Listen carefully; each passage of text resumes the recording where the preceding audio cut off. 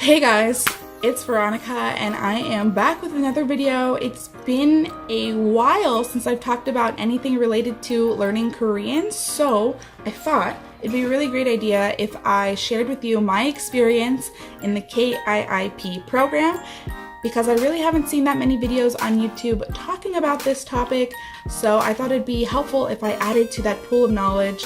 And for anyone who is considering this program who has questions, maybe I can answer them for you in this video. So let's get into it. First of all, what is KIIP? It stands for Korean Immigration and Integration Program. So it's a really good program for anybody who is considering gaining permanent residency or changing their visa, and of course anyone who is trying to learn Korean on a budget, because this whole course is free, except for the textbooks that you have to purchase on your own, and they're really cheap, like $12, like really cheap. So it's very affordable and it's a great program. You learn a lot, so I highly recommend it just based on those two things. It's free and it can help you change your visa. So if that's important to you, then I would sign up right away. So how do you sign up? It can be a little bit complicated because the whole website is in Korean, so if your Korean is not that great, I would recommend asking a friend to help you, or I will link a blog post down below from Key to Korean that helped me when I was signing up. I think the website may have changed recently, so it might not match up perfectly, but I think it'll be a really good jumping off point to help you get into the website and sign up and register. So you gotta register in the website and then sign up for the level test. The level test is really important because it will place you into the appropriate level for your current ability. There's 5 levels plus the 0 level. So 0 level is learning how to read and write Hangul. Level 1 and 2 is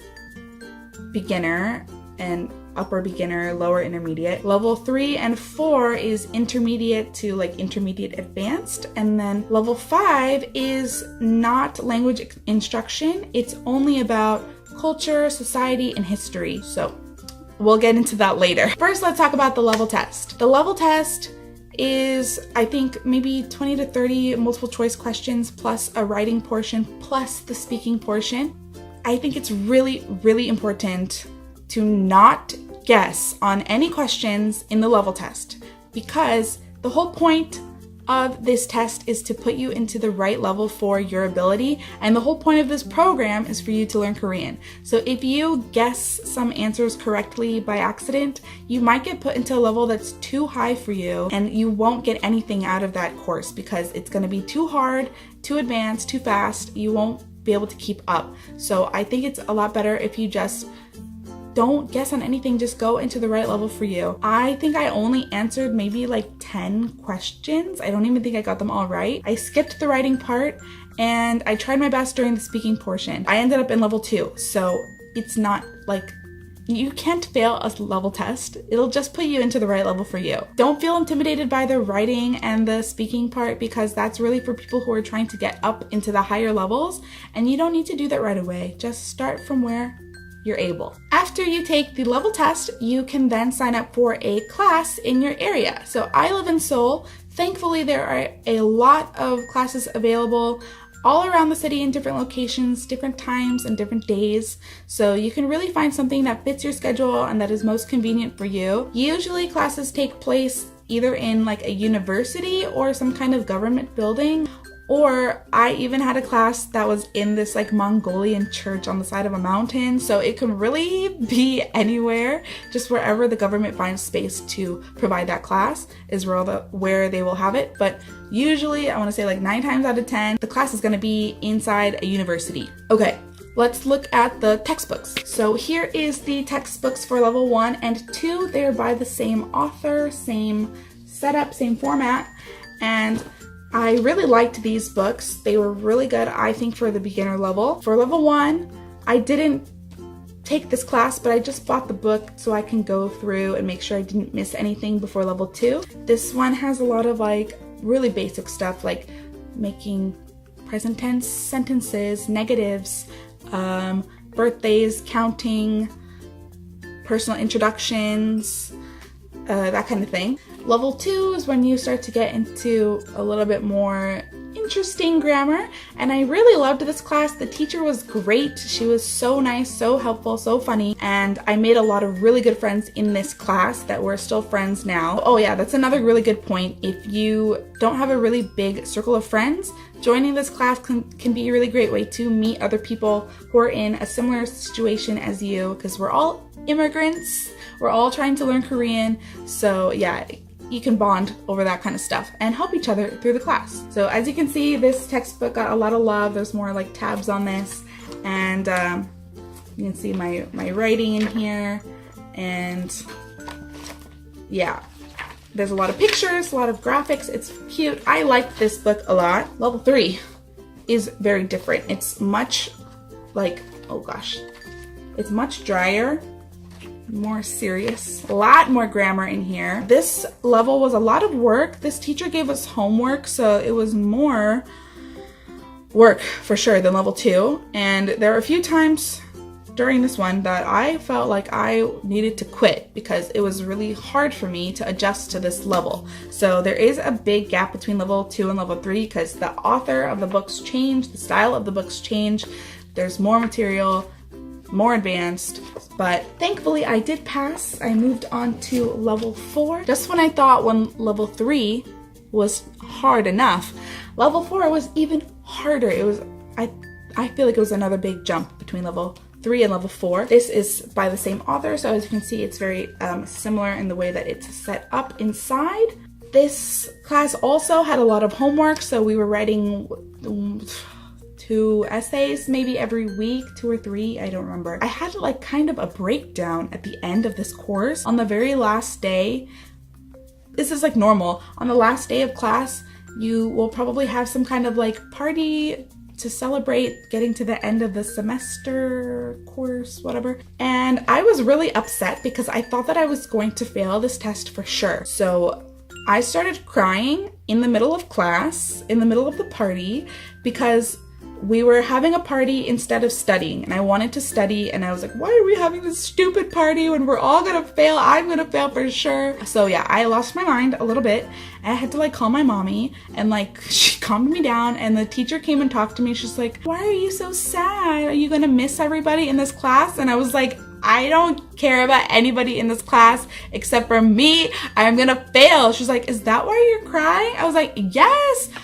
Bitch, why aren't we studying right now? I was really upset that day, but thankfully, again, I did pass level 4, and I moved on to level 5, which level 5 was a beast in itself. Sorry, I hope the angle didn't change and my camera stopped.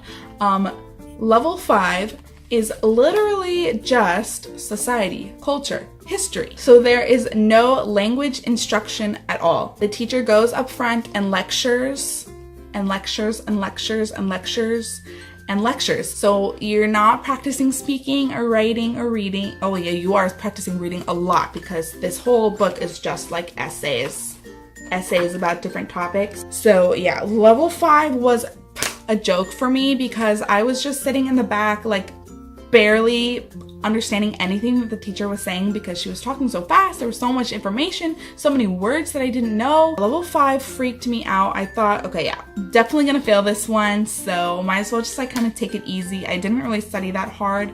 I was like, I'll do my best. I'll take the test just as like a practice, and then I'll take the next one and like actually pass that one. Maybe the next one after that, who knows? Who knows how long it would take. I don't know how I passed this test. It was some kind of miracle by God. Thank you. I passed the test on the first try, barely. You need 60 points to pass. I got like 64 or something, so I barely passed the test. There's actually 2 books here.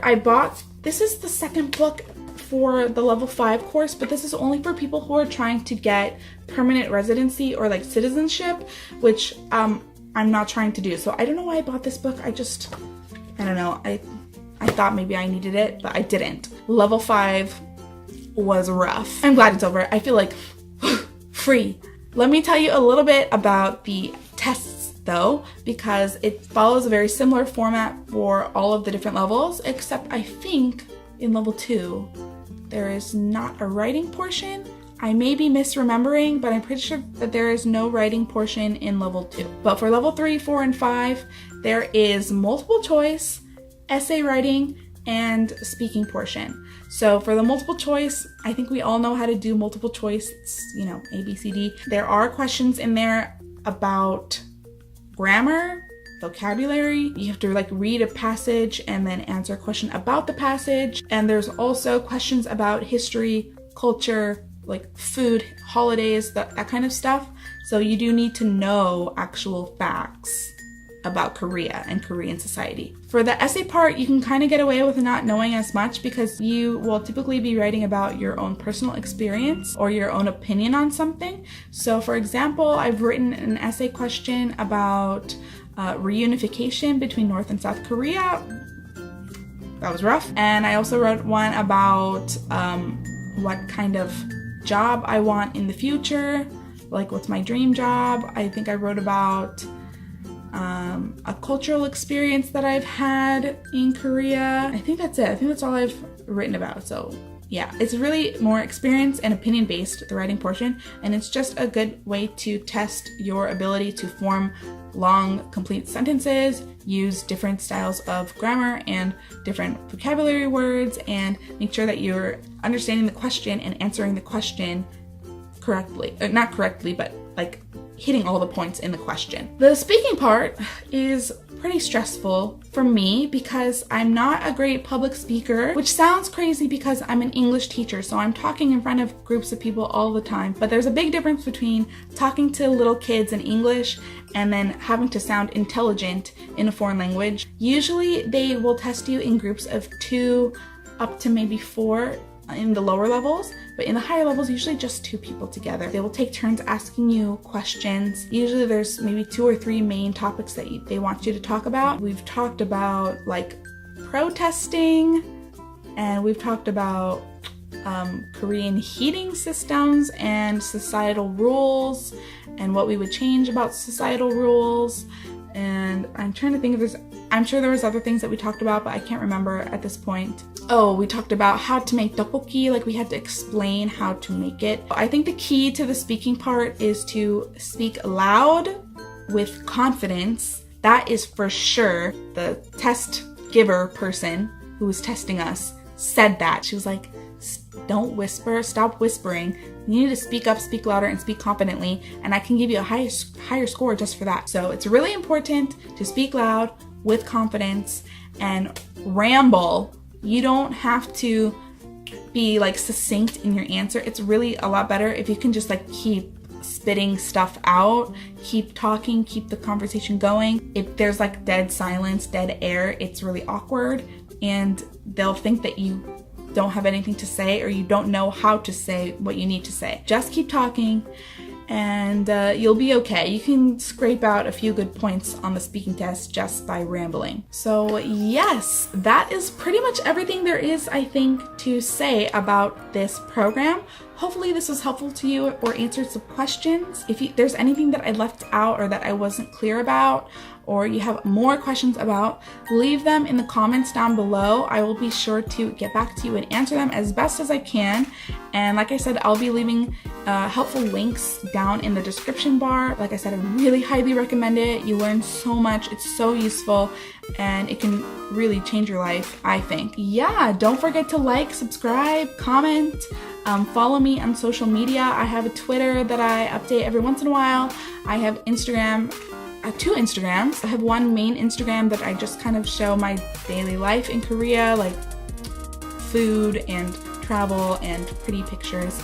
And then my second Instagram is about studying Korean, my bullet journal. I talk a little bit more about this channel, like stuff going on my YouTube channel, and that one I think I'm more active on than my like main Instagram. But anyways, I think you should follow both because you get totally different content on each of them. Thank you so much for watching. I will see you in the next one. I hope you're having a wonderful, fabulous day.